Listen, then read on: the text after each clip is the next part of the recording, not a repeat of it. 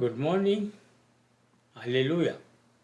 ધન્ય ત્રાતા ઈસુ મસીહના પ્રેમી નામમાં હું રમેશ સતારુત આપ સર્વનું અમારી આ ગુજરાતી બાઇબલ રીડિંગ ચેનલ પર સ્વાગત કરીએ છીએ, આવકાર કરીએ છીએ.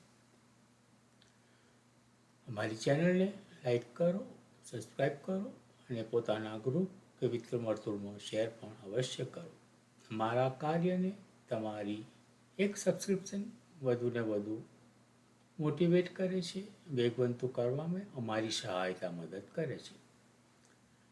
વિશેષ અમારા બાઇબલને લગતા નાના શોર્ટ્સ જે વિડીયો અમે મૂકીએ છીએ તેનો પણ તમે આનંદ માણો અને તે દ્વારા પણ પિતા બાપના જીવંત વચનો તમે સાંભળી અને તેનો આનંદ માણી શકો છો.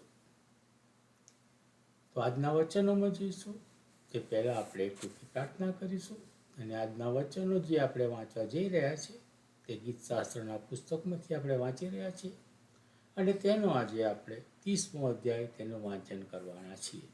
તો ચલો એક ટૂંકી પ્રાર્થના કરતા આજના વચનોમાં જઈશું. પ્રાર્થના કરીશું.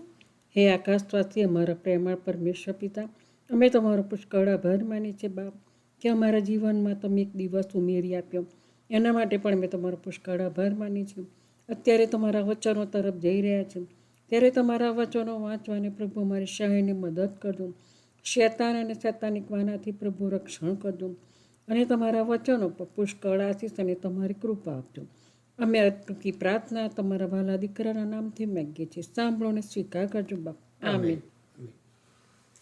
પવિત્ર પુસ્તક બાઇબલ અને ગીતશાસ્ત્રનું પુસ્તક અને તેનો 30મો અધ્યાય. હે યહોવા, હું તમને મોટા માનીશ, કેમ કે તમે મારો અભ્યુદય કર્યો છે અને મારા શત્રુઓને મારા પર હર્ષ પામવા દીધો નથી. હે મારા ઈશ્વર યહોવા, મેં તમને અરજ કરી અને તમે મને સાજો કર્યો છે. હે યહોવા, તમે મારા જીવને સેવલમાંથી કાઢી લાવ્યા છો, પણ તમે મને જીવતો રાખ્યો છે. તમે મને કબરમાં પડવા દીધો નથી. હે યહોવાના ભક્તો, તેમના સ્તોત્ર ગાઓ અને તેમના પવિત્ર નામની આભાર સ્તુતિ કરો, કેમ કે તેમનો કોપ માત્ર ક્ષણિક છે, પણ તેમની મહેરબાની જિંદગીભર છે. રુદન રાત પર્યંત રહે, પણ સવારમાં હર્ષનાદ થાય છે. હું સુખમાં હતો ત્યારે મેં કહ્યું, હું કદી ડગીશ નહીં. હે યહોવા, તમે તમારી મહેરબાનીથી મારા પર્વતને અચળ કર્યો છે. તમે તમારું મુખ ફેરવ્યું કે હું ભયભીત થયો. હે યહોવા, મેં તમને અરજ કરી અને મેં તમારી યાચના કરી કે જો હું કબરમાં જાઉં તો મારા મરણથી શો લાભ થાય? શું ધૂળ તમારી સ્તુતિ કરશે? શું તે તમારું સત્ય પ્રગટ કરશે? હે યહોવા, સાંભળો અને મારા પર દયા કરો. હે યહોવા, તમે મારા સહાયકારી થાઓ. તમે મારા વિલાપને બદલે મને નૃત્ય આપ્યું છે. તમે મારો ટાટ ઉતારીને મને ઉત્સાહથી વેષ્ટિત કર્યો છે, જેથી મારું ગૌરવ તમારા સ્તોત્ર ગાય અને ચૂપ રહે નહીં. હે યહોવા મારા ઈશ્વર, હું સદાકાળ તમારી આભાર સ્તુતિ કરીશ. પ્રભુ તેના વાંચેલા વચનને પુષ્કળ આશીષ અને કૃપા આપે. પ્રાર્થના કરીએ. આકાશ નિવાસી અમારા સૈન્યના દેવ યહોવા બાપ, તમારો આભાર માનીએ, તમારો ઉપકાર માનીએ. એક જ દિવસોમાં તમે અમને સાચવ્યા છે, સંભાળ્યા છે અને આજે એક નવો દિવસ તમે અમારા જીવનમાં આપ્યો. દિવસને આશીર્વાદિત કીધું અને તમારા જીવંત વચનો વાંચવાને માટે તમે અમને જે તક આપી તેને માટે પણ તમારો આભાર માનીએ છીએ. તમારા વચનોને આશીર્વાદિત કરો બાપ અને આ વચનો ઘણા લોકો સુધી પ્રચાર પ્રસાર પામે અને કોઈક એકાત્મા તમારા નામની અંદર જીતાય અને સ્વર્ગમાં હજારો લાખો દૂતો હાલેલુયા હાલેલુયાના પોકારો કરીને હર્ષોનાદ કરે તેવી કૃપા પણ અમે તમારી પાસે માગી લઈએ છીએ. આ વચનો જેવી ભાઈ બહેનોની પાસે પહોંચે છે તેવા તમામ ભાઈ બહેનોની પર તમારી આશીષની વર્ષા થવા દો અને જે ભાઈ બહેનોને સુધી હજુ તમારા વચનો પહોંચ્યા નથી એવા તમારા આ જીવંત વચનો એવા લોકો સુધી પહોંચે અને તેઓ તમારા નામને માન મહિમા અને ગૌરવ આપે તેવી કૃપા પણ તમે થવા દો. વિશેષ પિતા બાપની વિનંતી કરતા માંગીએ છીએ કે હાલમાં તમારા બાળકોની સતામણી પુષ્કળ વધી રહી છે, ત્યારે પિતા બાપ આવા સતામણી વેઠનાર બાળકોને તમે સાચવો, સંભાળો, તેઓને બળ બુદ્ધિ જ્ઞાનથી ભરપૂર કરો અને તેઓની સાથે અને પાસે રહો બાપ. સતાવનાર લોકોને પણ અમે તમારી સમક્ષ લાવીએ છીએ કે તમે તેઓના હૃદયમાં વાત અને વ્યવહાર કરો અને તેઓના હૃદયને બદલાણ કરો બાપ. તેઓ તમને ઓળખે, તમારા નામને ઓળખે અને તમને માન, મહિમા અને ગૌરવ આપી તમારા પ્યારા બાળકો બને એવી કૃપા તમે થવા દો બાપ.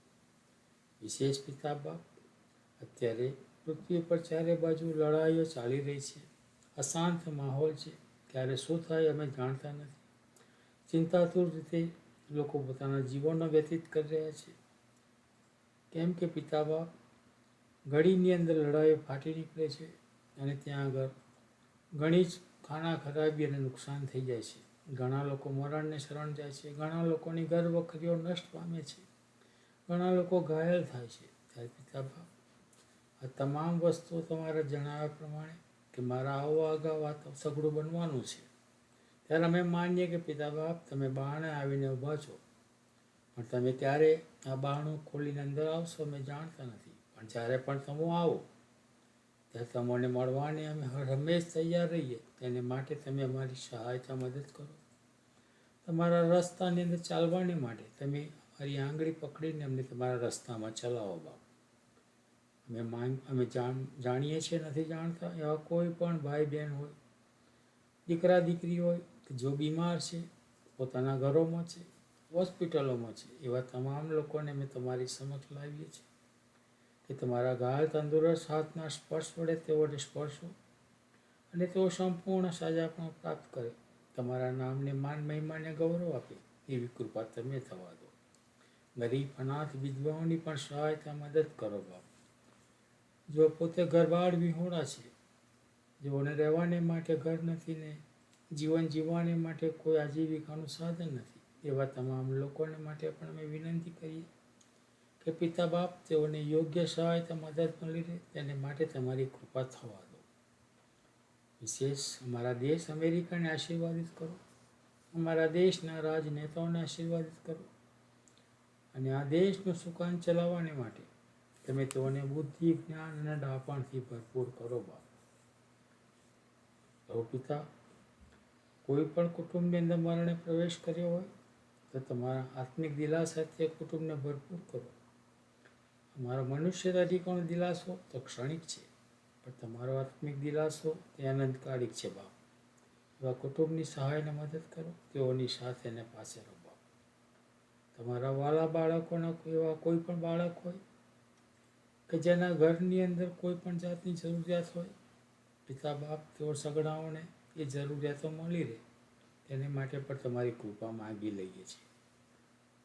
અમે અશુદ્ધ હોઠોના પાપી માનવીઓ છીએ અને અમારા અશુદ્ધ હોઠો દ્વારા અમે તમારું પરમ પવિત્ર નામ લઈએ છીએ, પણ તે એટલા માટે શક્ય છે કે તમારા એકના એક પુત્ર ઈસુ મસીહના લોહી વડે તમે અમોને ખંડીને ખરીદી લીધા છે. ત્યારે પિતા બાપ, અમારી આ સગળી અરોજો ગરોજો વિનંતીઓને તમે માન્ય કરો. અમને અમારા પાપોની ક્ષમા આપો બાપ.